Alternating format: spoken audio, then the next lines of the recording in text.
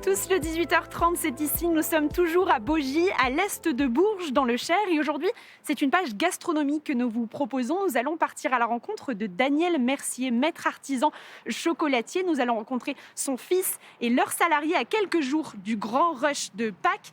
Et nous allons également partir à la rencontre de Berry Graines. C'est une société avec plus de 30 agriculteurs partenaires et désormais plus de 500 hectares de quinoa récoltés. Le 18h30, c'est ici. Ça commence maintenant. Regardez.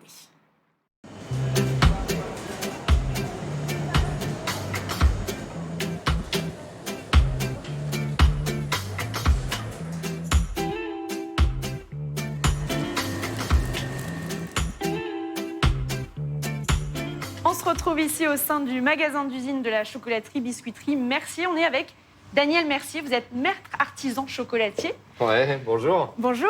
Alors, bienvenue à Baugy. Merci. Ravi de vous accueillir à Baugy. L'histoire a commencé pour vous en 1976, c'est ça? Racontez-moi. Alors, l'histoire, pour moi personnellement, oui, tout à fait. Mais l'histoire de ma maison, c'est 1912. Mon grand-père, mon père, donc nous étions boulangers. Mon grand-père était boulanger-pâtissier. Papa était pâtissier-boulanger. Et moi, je suis chocolatier-pâtissier.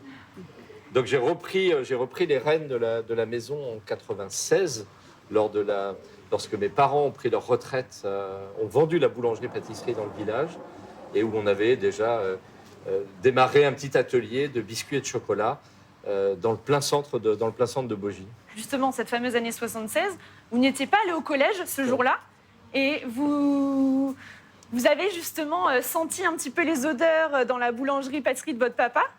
Ouais, et vous êtes venu aider. Alors vous faites allusion à un passé. J'avais eu un petit pet de santé, et effectivement ce jour-là, papa était un peu fatigué et je fabriquais des moulages de Pâques, donc j'avais 14 ans. Et j'avais fabriqué toute cette journée-là des chocolats de Pâques. Et quand mon père s'est réveillé de la sieste, il me dit « Mais qu'est-ce qu'on va faire de tout ça ?» Et c'est vrai que c'était quelque chose d'une histoire familiale assez marrante où j'avais fabriqué des poules, des œufs, des cloches. Enfin, je m'étais régalé sur cette fabrication cette journée-là. Et ça a été vraiment un révélateur pour moi. Oui, vous avez raison. Ouais, vous me ramenez des souvenirs. Terrible. Et depuis, comment s'est développée la chocolaterie-biscuiterie ici? En fait, la maison, on a grandi depuis ces années-là, régulièrement de 15-20% par an. Quels sont vos produits phares?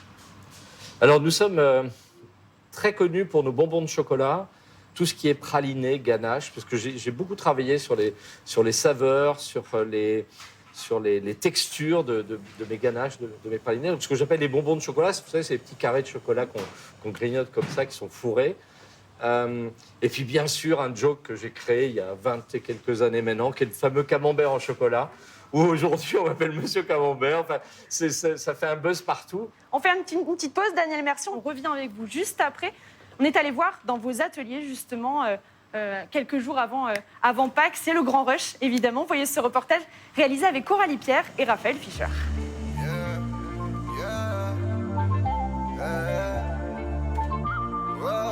Les techniques sont minutieuses et les gestes précis. Sandra est décoratrice sur des pièces en chocolat. Chaque point de cette coccinelle est dessiné à la main. On commence à faire les points. Une fois que les points sont secs, on va mettre du rose à l'intérieur. Donc on fait juste la partie de la coccinelle. On va la tourner et on a pour une bonne demi-heure pour les décorer. À 2, 3. Le moment le plus délicat passé, place au moulage, où la fontaine de chocolat coule en permanence, l'odeur de cacao qui va avec. Et là encore, avec un savoir-faire manuel, 1600 moulages sont produits par jour. Tout est fait à la main, oui, artisanalement. Donc là, on a des décoratrices qui font les yeux des lapins. Et après, quand ça sèche, nous, on les moule. Après, il y a Dodo qui les gratte. C'est renvoyé dans un tunnel de froid jusqu'à Sylvia là-haut qui après les démoule. À quelques jours de Pâques, c'est l'effervescence dans l'atelier. Lapins, poules, pandas et autres animaux sont prêts à partir. Pâques est la deuxième plus grande période après Noël. Là, on est à peu près en double effectif par rapport à d'habitude. Donc, il faut savoir que Pâques, c'est 30% de notre chiffre d'affaires annuel sur un espace de temps très court. Donc, forcément, on est obligé de recruter pas mal pendant cette période.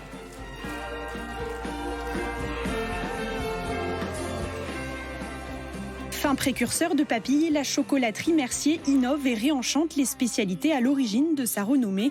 De quoi ravir les petits et grands gourmands. Retour ici dans le magasin d'usine avec vous, Daniel Mercier. Alors, vous avez créé le Club des chocolatiers engagés. Racontez-moi.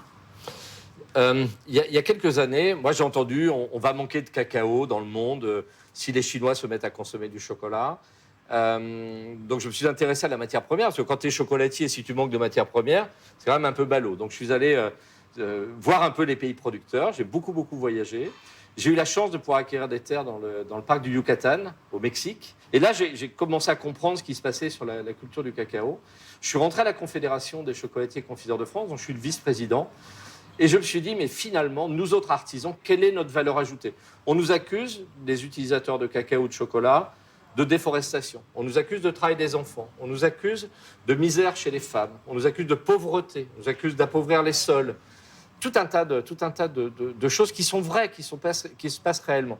Donc j'ai décidé d'essayer d'infléchir un petit peu ce genre d'action. Ça a démarré par le Cameroun. On a écrit avec 8 de mes collègues une charte, la charte des chocolatiers engagés, qui dit, nous, on a besoin d'un chocolat de qualité, un cacao de qualité, ce cacao qui doit passer par une phase de fermentation. Or, 95% du cacao dans le monde n'est pas fermenté, parce que les industriels, pour faire des M&M's, n'ont pas besoin d'un bon cacao, d'un cacao correctement fermenté, séché. Ils ont besoin de cacao pour faire des M&M's. Nous, on a besoin d'un cacao de qualité. En contrepartie de tout cela, on a décidé de rémunérer correctement les planteurs. Avec eux, en s'accordant avec eux, pas un juste prix. Juste prix, ça ne veut rien dire. Donc c'était, par exemple, sur le Cameroun, ils touchaient jusqu'à maintenant 700 francs CFA. Cette année, on leur paye 1640 francs CFA. Eh bien, merci, Daniel Mercier, d'avoir été notre invité. C'est un plaisir. Merci et bienvenue encore à Bogie.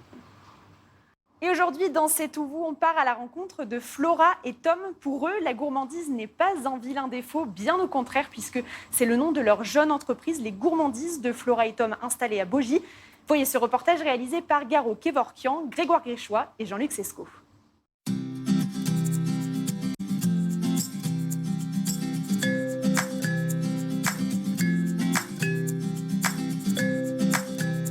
Nous, on s'est rencontrés sur les bancs de l'école, à savoir que je pouvais pas la saquer. Me dis pas ça. S'en fout. Ah, vous dites pas Et ça. au fur et à mesure, on a travaillé ensemble et puis de fil en aiguille, on s'est mis ensemble et après on a travaillé ensemble pour nous, à notre compte. Là, on a fait de la meringue avec des blancs d'œufs et du sucre. Et donc là, c'est la base qui va partir au four donc pendant au moins 4 heures, qui va nous servir à faire tous les petits sachets de meringue que l'on réalise pour vendre sur les marchés. Là, vous avez c'est un entremets caramel pomme. Donc c'est sablé breton, pommes caramélisées, une mousse vanille caramel. Et là, je viens de mettre le glaçage caramel en fait. C'est vrai qu'on se tourne plus sur ce qui va vraiment être pâtisserie fine. À long terme, on voudrait faire vraiment des entremets qui sont très travaillés, bien finis, bien décorés. Après, tout ce qui est pâtisserie boulangère, ça va être comme les éclairs, les flans, les choses comme ça, on sait faire. Mais sur un plus long terme, on aimerait bien faire autre chose que ça, vraiment des gâteaux plus raffinés. Faire des choses haut de gamme, quoi.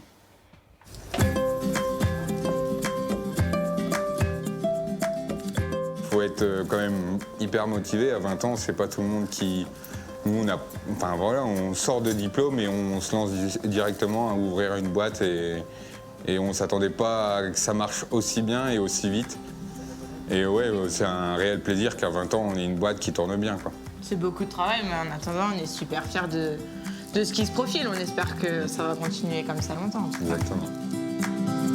Hop là, le flan. Toujours aussi moelleux. Toujours, même recette. C'est important, hein.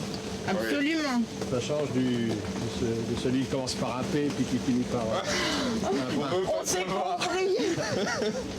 Nous, on est arrivés sur les marchés, il y avait déjà la pandémie, donc ça ne nous a pas impacté spécialement. Cependant, le Covid a permis, en général, sur les marchés, les clients sont revenus. Ils ont fréquenté beaucoup moins les grandes surfaces et depuis le Covid, ils sont beaucoup revenus sur les marchés. Donc nous, tout de suite, pour démarrer, ça nous a permis d'avoir du monde dès le départ. On est absolument débordés tous les jours. On a des appels tous les jours, on a des commandes tous les jours. On est super heureux. Puis mine de rien, les marchés, ça prend du temps parce qu'il faut y aller toute la journée où on est sur le marché. On produit pas. Donc c'est vrai que d'un côté, il faut produire assez pour pouvoir vendre assez. Donc ça nous prend énormément de temps, mais on en est ravis en tout cas.